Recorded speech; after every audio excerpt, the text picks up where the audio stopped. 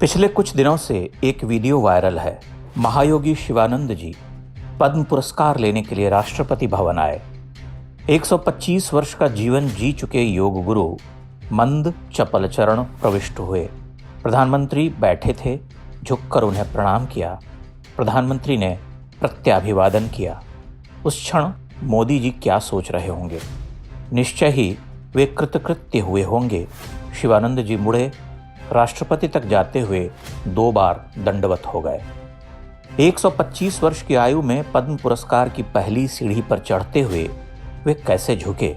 उसी पद्म पुरस्कार को हमारे देश के कई कलावंत तुच्छ कहकर ठुकराते रहे हैं। संभवतः उन्होंने कला के उस स्तर को छू लिया जहां से देश की गरिमा छोटी पड़ गई, सदाशयता शून्य रह गई।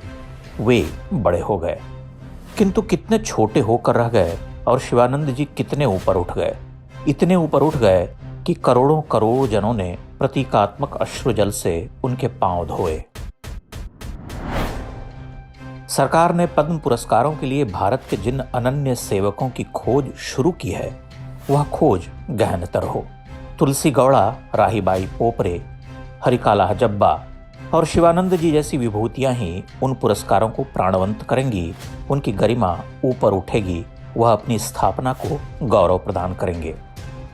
शिवानंद जी के बारे में सोचते हुए वृंदावन का एक छोटा सा नाविक ध्यान आता है, जिसने करुणा विगलित स्वरों में कहा था कि यमुना जी हमारी माँ हैं।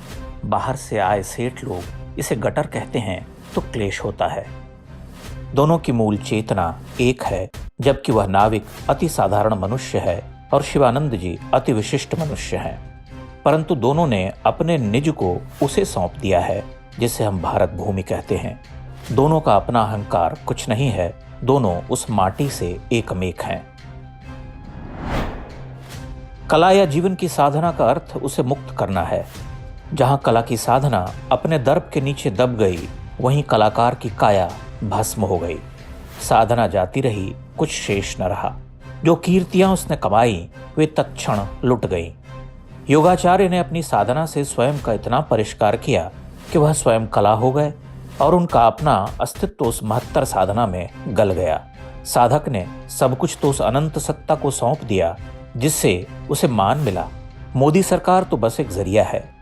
वह नाविक जिसने पिछले 25 वर्षों में स्वच्छ यमुना को प्रदूषित होते हुए देखा, जो हर बार अपनी नौका धार में खोलते हुए एक कचोट से भरता रहा कि अब इस जीवनदायिनी नदी के तल से सिक्के न ढूंढ पाऊंगा, वह भी तो स्वयं को उस अनंत सत्ता को सौंप गया है। उसके लिए केवल एक आशा रह गई है कि एक दिन यमुना पुनः निर्मल हो जाएगी। भारत इसीलिए बचा हुआ है कि उसे करोड़ों करोड़ जन साधारण सेवते हैं। ऐसे अधिकांश लोगों की आंखों में बड़ी निर्मलता होती है। उसे आप 10 देंगे तो सांकेतिक रूप से 20 पाएंगे। भारत की यही अनन्य साधारणता, उसका मानवता बोध पश्चिम के लोगों को यहाँ खींच लाता है।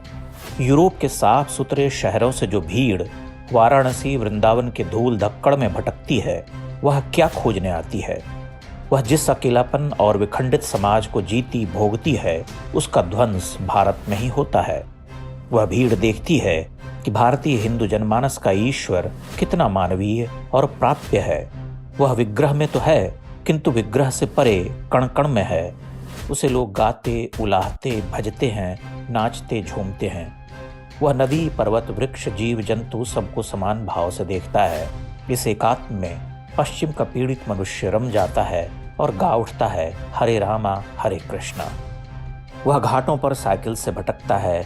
सफेद साड़ी पहनी विदेशी स्त्रियां नंगे पांव घाट को जाती हैं। शिवानंद जी ने यह सिद्ध किया कि मनुष्य की अपनी उपलब्धियों की आयु एक उल्का पिंड जितनी है। अभी दीख पड़ा, अभी बुझ गया।